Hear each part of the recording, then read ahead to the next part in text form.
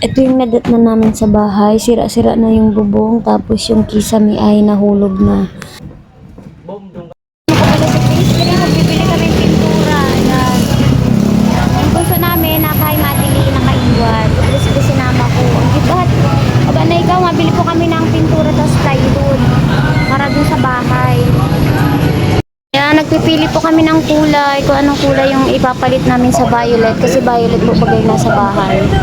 So, bibili din ako ng pako, tapos plywood. Pili tayo, anong kulay gusto mo, Chris? Ha, aling kulay? Arin, turo na. Sama ko si Chris na makulit, oh. Oh, ano yan, hindi yan laruan, ha? Diyan mo lang yan. Bili kaming 3 litro, tapos 2 litro puti. Bare 5 litro lahat. Hello guys and welcome back to Ate Shana's TV vlog po. Ayan, pagpunta nga namin sa bahay, ang nadat na namin ay wala nang kisame yung kalahati dun sa part ng may kusina to salas. Tapos tinanong ko kung anong nangyari. Sabi doon nila ay biglang bumigay na gawa nung nagtutulo sa bubong, lumambot na yung kahoy. Kaya ayan, nagtulungan si Raymark tapos yung pinsan namin. Ayan, nagtulungan sila para maayos yung kisame. Nagbili nga po pala ako kanina sa hardware ng plywood tapos pintura. Kasi papalitan na rin namin ng pintura yung kulay ng bahay.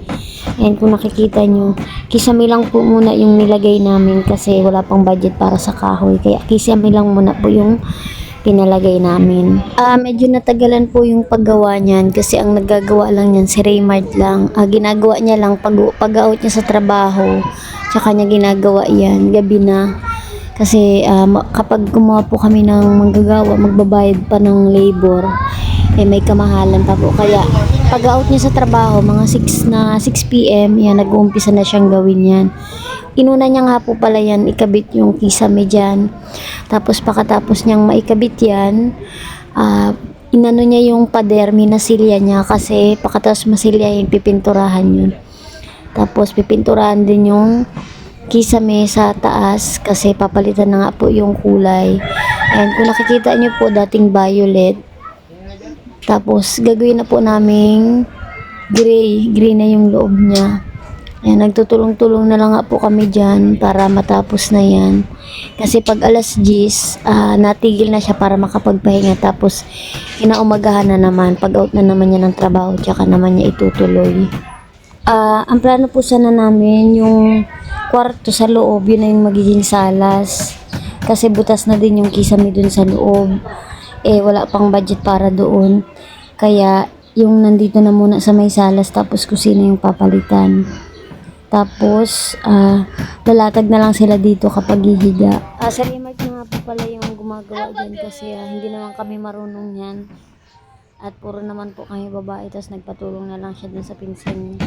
Tapos yung pagpipintura ay skills naman po niya yung kayang-kaya niya na yun. Tapos, ayan. Kung nakikita nyo, ano na po yan, 9:30 na yan ng gabi. Gising pa kaming lahat.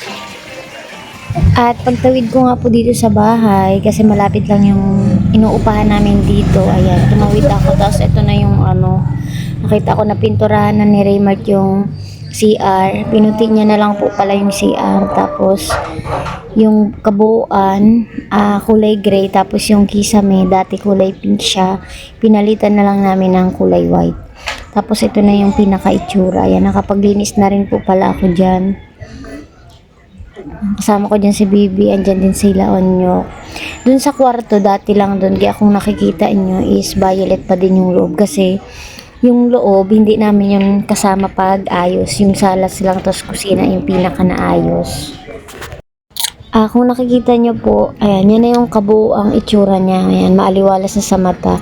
Medyo medyo parang madilim kasi yung ilaw nila ang hina, ang rumarum.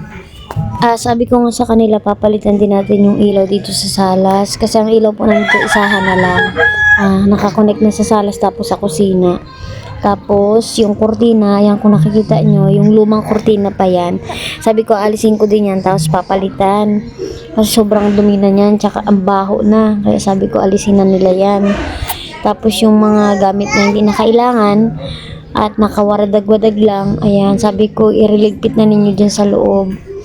Dito na muna po pala kami naglinis dun sa labas at saka na dun pag natapos na dito kasi medyo madami-dami pang kailangang linisin. Tapos sa loob sobrang daming kalat. Sabi ko, tsaka na dun linisin sa loob kapag naayos na rin yun. Ihilera lang yung mga gamit ng maayos. Nalinisan nga po pala namin yung labas. Kinaumagahan na kasi hindi na kinaya. Ayan, nag-inarte na yung dalawa kong anak. Kaya kailangan na namin tumuwid dun sa kabilang bahay. Kaya sabi ko sa kanila, baka pag dito ko bukas madumi na naman ha, hindi pa ako tapos maglinis. Yung sopa, yung isang upuan, nilabas ko na kasi sira na, wala na siyang foam. Kaya yung isang ano na lang ang tinira ko. Nilagyan ko lang siya ng sapin para malinis tingnan. Yan, dyan ko nga hiniga si Baby. Yan, kung nakikita nyo, nakahiga si Baby dyan. Tapos sabi ko, yung ibang Dora box, ipasok sa loob para yung mga damitan hindi dito arano sa labas, karalat. Yan po yung mga bote ni Bombay, oh. Bote po ni Bombay. Bombay pa nag-ano nito, nag-ipon. Bombay. Mahigit yan 50 pag nababili mo. Ano? Ang sarong ganto piso. Piso yan.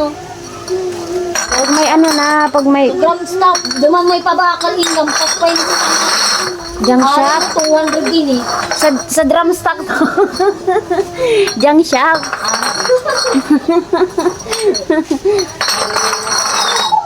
Pag may nagdaan ba'y para buti, pabili mo na yan para wala na dyang kalat.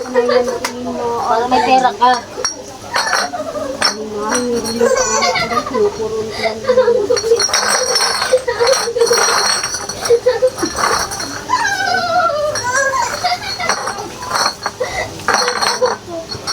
Yan. So, di ba isang sako?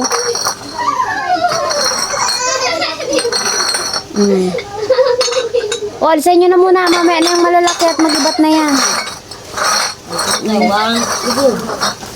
Yan, tulong kayo. Ayusin niya ang ano, dahan-dahan ba? Huwag mong kaladgarin.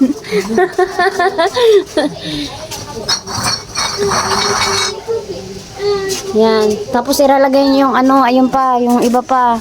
Yan. Pag may parabote ba, ibenta mo na yan ha, para wala na dyang kalat. Makalat ay. Bakit yan?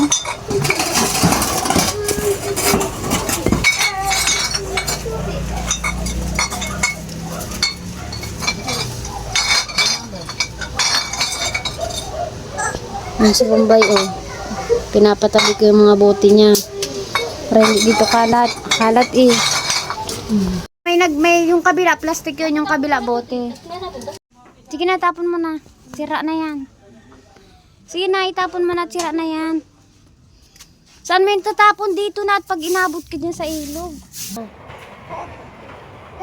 Yay, galing isa. Oh, galing talaga. Doon ka na sa bumbum mo. Nasa yung bumbum.